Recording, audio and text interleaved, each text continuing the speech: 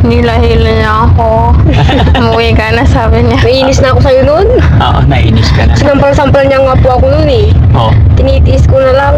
Sinasampal. Nakakayak na ako nun. Mapapaiyak ka na. Kaya nga po sabi ko last na yun, hindi na ako sabang mag-isa na mag-uwi. Oo. Sinisipan niya yung mga table po ng yun, pulis. Oo. Huwag siya yun. Di mo na naalala. Hindi ko na naalala. Ano yun, ma'am? Nung time na yun, hindi mo talaga alam yun nangyayari. Nakabili ka na ba ng mga ano mo, teacher? Yung para sa katawan mo? Siyempre, kailangan alagaan natin. Para bumalik yung ganda ni teacher. Tapos bumili din ba ako ng terno-terno? Oo, namili. Oo. Namili ko. Sige. Ginamit ko po. Tama yan. Para ano, nandyan si Darlene, lagi mo sasama si tita, ano? Opo, palagi. Palagi. Balikan pala natin yung sinabi mong dialysis yung mama ay tatay mo. Tapos nanay mo nandoon sa bahay. So paano yung source of income nila? Siyempre ikaw inaalagaan ng nanay tatay niya, parang ampon ka na nila. Eh paano naman yung mga kapatid mo? Yung kapatid ko po nasa Isabela na po. Ilan taon? 13? 13 na po siya. 13 years old. Opo. Anong ginagawa niya doon? Doon na po nag-aaral sa kapatid ng papa ko po. Kinuha na rin. So ibig sabihin, ilan ba kayo magkakapatid? Dalawa lang po. Nagkahiwalay na kayo magkapatid. Hiwalay na po sila. Sino? Si mama at papa ko po. Naghiwalay yung mama at papa mo. Opo. Bakit? Ang kapuhan. Bata pa po kasi ako yun. Bata ka pa. Opo. Pero nagkikita kayo ng papa mo. Minsan lang po pag bakasyon po. Kaya lang ngayon, nagda-dialysis na. Oo nga po eh. Dialysis na po. So, ibig sabihin, bedridden na, parang gano'n. Po. Bedridden na. Nakahiga na lang siya. Opo, ganun. Hindi na siya Hindi nakakapagtrabaho. na po. Pero napag-usap pa kayo sa phone. Opo, minsan po. Okay, ano sinasabi ng papa mo sa'yo? Mag-aaral po ng mabuti. Mag-aaral ka, kahit anong hirap, sana maging teacher ka rin. Kagaya ni tita, no? Opo. Sabi nila, para sa akin, sabi na mahirap ang teacher. Oo, pabor ako doon. Pero pag naging teacher ka, kumbaga tuloy-tuloy na pag nakapasok ka eh. Opo. Mahirap nga po sa teacher. Ay mahirap ang Mahirap din. Maraming gagawin. Puro paperworks. puro paperwork. Doon pa nakaupo lang. Pero kayang-kaya mo naman. Opo, kaya ko naman po. Kasi hindi mo naman maipapasa yun pag hindi mo kaya eh. Opo. Si Darlene, kumusta naman ang average ni Darlene? Okay naman. Bagsak din po. Ay, bakit? Sa mat. Oo. Hindi ka nagmana kay teacher? Hindi po. Matalino po yan si tita. Matalino. Opo. Ba't mo nasabi matalino? Matalino po yan. Kasi yung bata pa po pinagwento ni nanay ko po na talaga siyang tapuan. Oo. Hingi ka konti. Transfer. Oh, transfer. Di ba? Napakaswerte ng mga taong biniyayaan ni God ng ganong talent talaga. Kasi may kanya-kanya talaga tayo eh. Pero hindi porkit hindi porkit matalino tayo hindi is wala nang pag-asa. Hindi. Lahat po tayo may angkin talino na para sa atin talaga. Maaring hindi mo pa nararamdaman or nakikita sa ngayon, pero meron yan. Basta tuloy-tuloy lang. Iba't ibang larangan po. Yes, tama si teacher. Talino ng tao. Ako, grades ko dati 75 eh. Oh. Half day pa lang yun. Oh. Eh, dapat whole day. Hello, hindi 150. 150. Sumobra ka.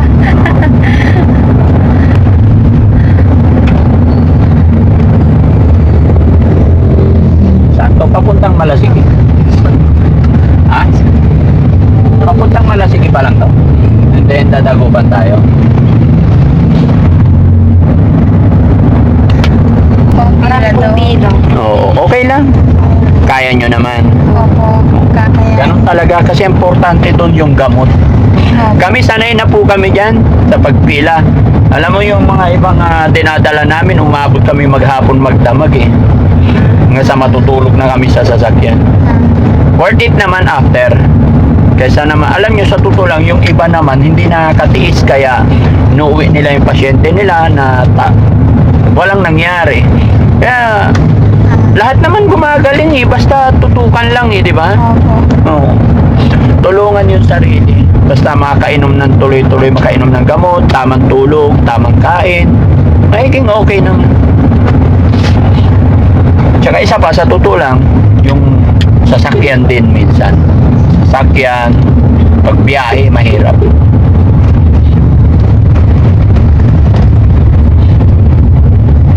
Ay umaga na parang wala ng pag-asa. Gabi na di mo alam kung saan kakapit. Ngunit may tinig na maririnig. At kahit gaano kabigat, Teacher, malapit na po tayo. Opo. Okay lang kayo? Opo.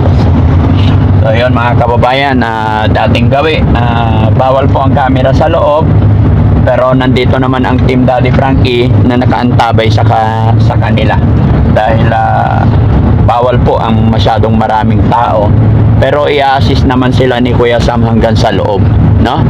Sa may number naman, anything happen, nagme-message kayo kay Kuya Sam. Basta nandyan lang kami sa labas, hindi kami aalis hanggat hindi kayo matapos, no? Salamat po. Ano pangalan? Darlene po. Darlene, oh. Nandiyan naman si Ate Darlene na mag-a-assist kay teacher. Opo. Ano oras na, honey? 9:21. 9:21. 10:20 pala. Tama. Kala ko yung isang sasakyan. Yung isang sasakyan kasi late ng 1 hour. Oo, tama. 10:21 na po tayo mga kababayan. Pero I think naman bago mag-lunch baka tapos na tayo, no? Pero kung halimbawa gutom na kayo, magsabi lang kayo. Padadalhan ko kayo ng lechon. Ha? Ano ba gustong pagkain ni teacher today? Lechon. Lechon talaga? Lechon na po. Ha? Lechon buo? Hindi ho. Yung portion lang. Portion. Opo. Gusto mo makain lechon? Opo. Sige, pagkataas natin dito, kakain tayo sa labas, no? Opo. Okay, papasok na ba tayo? Yes, sir. Ayan, oh. Papasok na po kami mga kababayan sa bahay pagamutan, no? So, mawawala yung camera kasi bawal po talaga. Ayaw na po natin gumawa ng ikasisira natin. Kailangan sumunod tayo sa protocol, mga kababayan. at ang mundo may kamay na aabot sa'yo. Di ka nag-iisa, may karamay ka. Daddy Frankie, nandyan sa'yo. Ang tunay na kaibigan, tutulong sa iyo. Daddy Frankie, handang sumalot ng mga luwang di mo na kayang itago. Si Daddy Frankie, kasama mo, tutulong, kaagapay mo.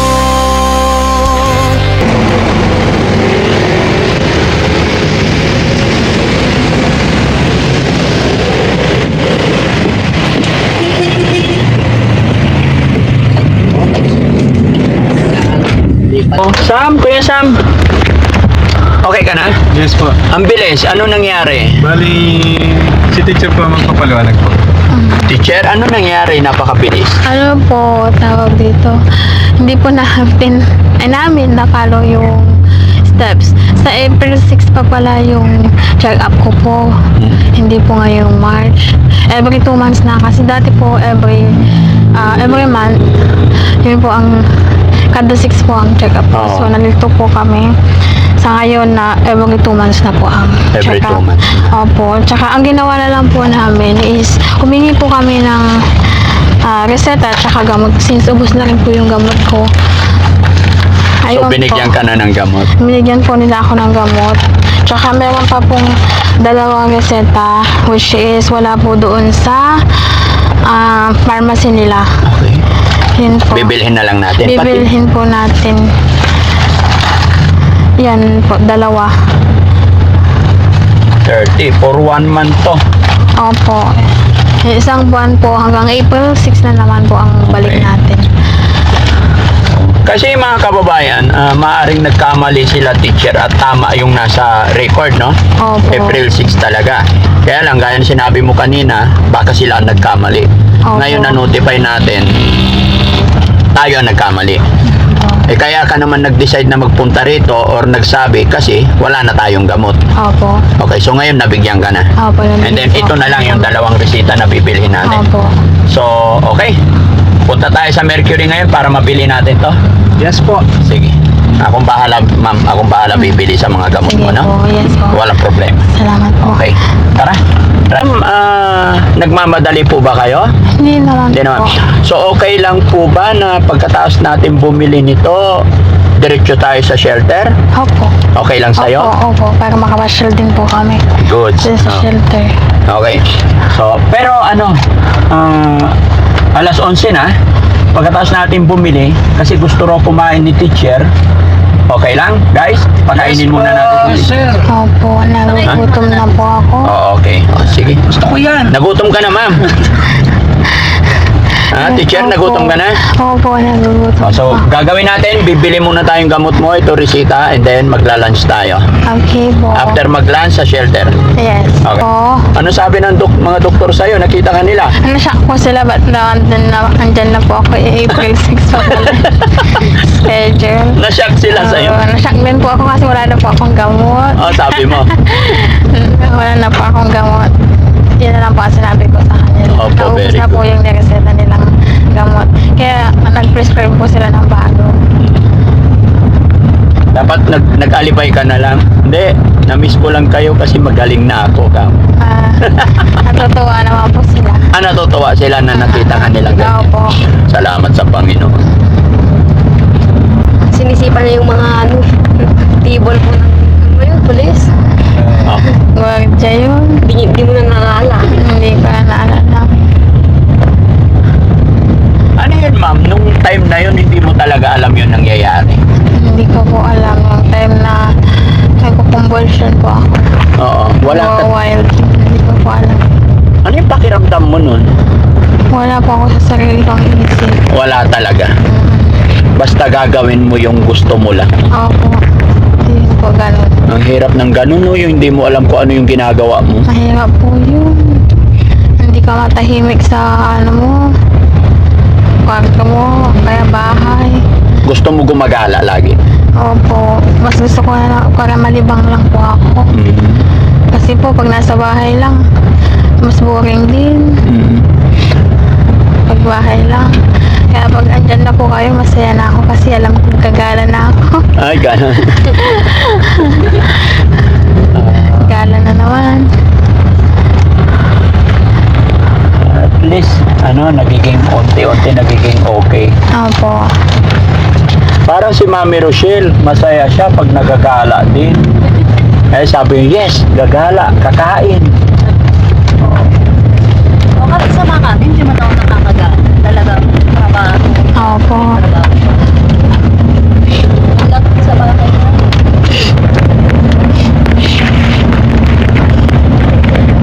Kaya happy ako kung nandito ako sa pagkasilin kasi nakakasama ako sa siya. Nakakagala din po kaya. Diyan, ma'am, sa'yo, Isa lang isang po. klase lang. Opo. Pero yung sa bahay, ilang klaseng gamot yung nandoon? Tatlo po. 3. Opo. So yung iba doon wala na. Opo, ubos na. Sabagay malalaman din natin this coming April 6 yung adjustment ng mga gamot mo. Opo. Kaya napaka-importante po talaga yung bumabalik sa mga doktor, sa mga dalubhasa. Opo. Kasi hindi porkit nabigyan ka na ng gamot is yun lang nang yun. Hindi. Pwedeng bumaba, pwedeng mabawasan, pwedeng madagdagan. Di ba? po, depende po sa Pasyente. pasyente. Yun, tama. Kaya nga pag may mga nare-rescue talaga kami, hindi kami basta-basta nag-ano ng gamot na walang resita ang doktor. Kaya, Napaka-importante yun. Kaya kami hindi namin pinapakita yung mga gamot kasi baka mamaya gayahin ng iba. opo. Oo. Kaya hindi po pwedeng gayahin ng iba ito. Opo. Dapat po ito nire-reseta na talaga ng doktor. May check-up talaga. May check-up na magaganap. Lechon talaga, teacher. Opo. Oo, hindi Ang lechon kawali. paborito. Ha? Lechon kawali hindi po. Lechon talaga. Lechon talaga. Oo. Naglilihi ka sa lechon? Hindi po. Matagal ka na hindi nakakain ng lechon. Matagal na po. Gaano katagal? Taon, bihira lang po ang lechon sa amin. Bakit? Depende lang po pag may kakatay. Oo. Saka lang po kami makikihati per kilo. Pero ngayon po wala nang nagkakatay kaya wala nang lechon. Yan po. Bukod sa lechon, ma'am, ano pa yung mga gusto mong kainin? Kahit na ano po. Kahit na ano. Basta may lechon. Basta may pagkain. Pwede na naman yan. kung may nakita kayo nagtitinda ng lechon dyan, bili tayo 1 kilo and then may restaurant. Diba? Opo. Sana po. Arlene, nung time na kayo lang ni teacher ang pupunta dito, ano yung nagko-commute lang kayo? Opo. Yung una po, kasama po si tito ko po. Siya po yung nag-drive sa amin. Pero nung last po, nag-commute na po kami kasi akala ko po okay na siya nun. Oo. Pero bigla po siyang nag-weld na po siya ulit. Nag-weld ulit si tita? Opo, pumunta po siya sa SM po. Sinundan ko po. Oo. Ayaw niya po umuwi. Gusto niya mag-shopping. Yung kuya ko po nag-arid sa amin, yun po yung pinanggalingan ng gulay. Siya yun. Yun po yun. Kaya concerned din po siya. Oo. Araw-araw na siya nanonood ng video natin. Masala. Yun po. So, Darlene, paano ginawa mo na nakumbinsi mo si tita umuwi? Nilahila niya ako. Umuwi ka na, sabi niya. Naiinis na ako sa'yo nun. Oo, nainis ka na. Sinampal-sampal niya nga po ako nun eh. Oo. Tinitiis ko na lang. Sinasampal. Nakakayak na ako nun. Mapapaiyak ka na. Kaya nga po sabi ko last na yun, hindi na ako sabang mag-isa na mag-uwi. Oo. Mahirap po yun. Mahirap pag nag-commute. Opo. Pero ngayon, anong nararamdaman mo ngayon? Masaya na po eh. Magaan na po. Gaan na. Pagkaramdam kasi ang init po pag nag-commute. Opo. Mahirap mag-commute, no? Mahirap po. Tapos yung paghihintay pa ng sasakyan. Opo yun, mahirap. Gutom, oras, pagod. Kaya yun yung yun yung sinusukuan ng iba na pasyente, yung pamilya. May pasyente sila, syempre, lalo na pag makulit pa yung pasyente. Po. Yung hindi pa na-control. Kaya umaayaw talaga. Kumbaga sumusuko. Talaga. May umaga na parang wala ng pag-asa. Gabi na di mo alam kung saan